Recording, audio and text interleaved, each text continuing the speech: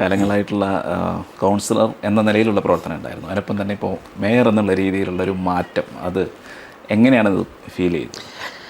നന്നായിട്ട് എൻജോയ് ചെയ്താണ് വർക്ക് ചെയ്യുന്നത്. കാര്യം നമ്മുടെ നാടിന് വേണ്ടി, പ്രത്യേകിച്ച് ജനിച്ച് വളർന്ന നമ്മളെ ഒരു പൊതുപ്രവർത്തകനാക്കി രൂപപ്പെടുത്തിയെടുത്ത ഒരു നാടിന് വേണ്ടി ഓരോ നിമിഷവും പ്രവർത്തിക്കുമ്പോൾ കിട്ടുന്ന സന്തോഷ സുഖമുണ്ടല്ലോ, അത് വളരെ ആശ്വാസകരമാണ്. പിന്നെ നമുക്ക് പ്രവർത്തിക്കാനുള്ള എല്ലാ സിസ്റ്റവും ഗവൺമെൻറ് ചെയ്തു തരില്ലേ. ഞാൻ പലപ്പോഴും പറഞ്ഞല്ലോ, വാഹനം, ഡ്രൈവർ, മുമ്പ് പാർട്ടിയുടെ പ്രവർത്തനം എന്നുണ്ടെങ്കിൽ രാവിലെ നമ്മൾ ഡീസൽ അടിക്കാനുള്ള പൈസ അന്വേഷിക്കണം. ഇത് ഗവൺമെൻറ് അത് തരുന്നു, ഭക്ഷണം തരുന്നു, സ്റ്റാഫിനെ തരുന്നു. ഇതൊക്കെ തരുമ്പോഴേക്കും നമുക്ക് അത്രത്തോളം നമ്മുടെ പരിഗണിക്കുന്ന ഒരു സംവിധാനം ഉള്ളപ്പോഴേക്കും കൂടുതൽ പ്രവർത്തിക്കാനുള്ള എനർജി നമുക്കുണ്ടാവും. പിന്നെ വളരെ നന്നായിട്ട് സഹകരിക്കുന്ന 101 സഹപ്രവർത്തകർ. ആശയപരമായ വ്യത്യസ്തം ഉണ്ടാവും, സമരമൊക്കെ ചെയ്യുമെങ്കിലും കോർപ്പറേഷൻ്റെ പ്രവർത്തനത്തിൽ അവർ സഹകരിച്ച് തന്നെയാണ് പോകുന്നത്. സ്റ്റാഫ് നല്ല സ്റ്റാഫുകളാണ്. തിരുവനന്തപുരം കോർപ്പറേഷനിൽ വളരെ മികച്ച രീതിയിൽ പ്രവർത്തിക്കുന്ന നിരവധി സ്റ്റാഫുകളുണ്ട്. സ്വാഭാവികമായിട്ടും നല്ല പ്രവർത്തനമാണ്. മൊത്തത്തിലുള്ള സിസ്റ്റത്തിൻ്റെ ഇടപെടൽ, അതായത് ഉദ്യോഗസ്ഥർ, പോലീസ്, ഇവരുടെയൊക്കെ ഒരു കാര്യങ്ങളൊക്കെ എങ്ങനെയാണ്? അല്ല, പോലീസിൻ്റെ ആകെയുള്ള ഇടപെടൽ പോസിറ്റീവാണ്. പക്ഷേ ചില ഉദ്യോഗസ്ഥരുണ്ട്, ഒന്നുകിൽ കഴിവില്ലായ്മയായിരിക്കാം, അല്ലെങ്കിൽ അമിതമായ മറ്റുള്ള എന്തെങ്കിലുമൊക്കെ വിധേയത്വമായിരിക്കാം. അത് ചില സമയങ്ങളിൽ നമ്മുടെ പ്രവർത്തനത്തിൻ്റെ സ്മൂത്ത്നെസ്സിന് കുറച്ച് ഭംഗം വരുത്താറുണ്ട്. പറയേണ്ട വേദിയിൽ പറയാൻ ആഗ്രഹിക്കുന്നുണ്ട്. ഉദ്യോഗസ്ഥരുടെ ഭാഗത്തു നിന്ന് പർപ്പസായിട്ട് ഉദ്യോഗസ്ഥരാരും തന്നെ ബുദ്ധിമുട്ടുണ്ടാകുന്ന സാഹചര്യം ഉണ്ടായിട്ടില്ല.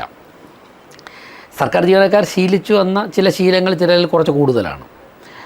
അത് തിരുത്താൻ ഞങ്ങൾ ശ്രമിക്കുന്നുണ്ട്. അല്ലാതെ ഉദ്യോഗസ്ഥരുടെ ഭാഗത്ത് നിന്ന് വേറെ ബുദ്ധിമുട്ടുന്നുണ്ട്. സാമ്പത്തികമായിട്ട് എങ്ങനെയാണ് ഇപ്പോൾ കോർപ്പറേഷൻ്റെ ഒരു നിലവ്, നിലനിൽപ്പ് എങ്ങനെയാണ്? കുറേ കൂടി ഒരു ഘട്ടം കൂടി കഴിഞ്ഞിട്ട് ഞാൻ പറയാം. ഇനി ഒരുപാട് നികുതി പിരിഞ്ഞ് കിട്ടാനുണ്ട്. നികുതി കുടിശ്ശിക വ്യാപകം അന്ന് തന്നെ നമ്മുടെ ചർച്ചയിൽ പറഞ്ഞിരുന്നു, പല നികുതിയും അടയ്ക്കുന്നില്ല. അതിപ്പോഴും പൂർണ്ണമായിട്ടൊന്നും മെച്ചപ്പെട്ടിട്ടില്ല. അതിനുവേണ്ടി ഒരു ഡ്രൈവ് നടത്തേണ്ടതായിട്ടുണ്ട്.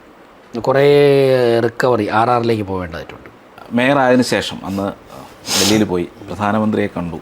അപ്പോൾ എങ്ങനെയായിരുന്നു ഇടപെടൽ? അതെല്ലാം ഒന്നും വാർത്തകളിൽ വരില്ലല്ലോ. അപ്പോൾ നേരിട്ടുള്ള ആ ഒരു ഇടപെടൽ. അല്ല, ഞാനത് പല വാർത്തയിലും പറഞ്ഞതാണ്. കാരണം പിന്നെ ബഹുമാനപ്പെട്ട പ്രധാനമന്ത്രിയുടെ ഭാഗത്തുനിന്ന് ഒരു നേതാവായി, ഒരു സഹോദരനായി, ഒരു ഗുരുനാഥനായി ഒക്കെ ഉള്ള ഒരു ഇടപെടലായിരുന്നു ഉണ്ടായിരുന്നത്. എനിക്ക് മാത്രമല്ല, വന്ന എല്ലാ കൗൺസിലർമാരും, ഞങ്ങളത് പല ചർച്ചകളിലും പറഞ്ഞതാണ്.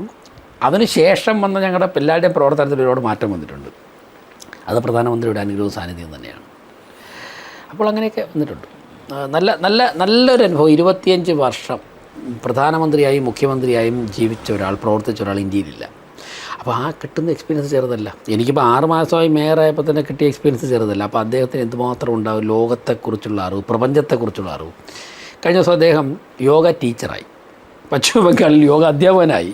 ലോകത്തിൻ്റെ ചരിത്രത്തിൽ തന്നെ ഇത്രയും യോഗ അധ്യാപകനായിട്ട് ലോകത്തിൻ്റെ മുമ്പിൽ യോഗ ചെയ്യണമെങ്കിൽ അദ്ദേഹം എന്തുമാത്രം ഡെപ്തുള്ള മനുഷ്യനാണ്. ഈ ഡെപ്ത് അദ്ദേഹം ഇടപെടുന്ന എല്ലാ കാര്യങ്ങളിലും ഉണ്ട്.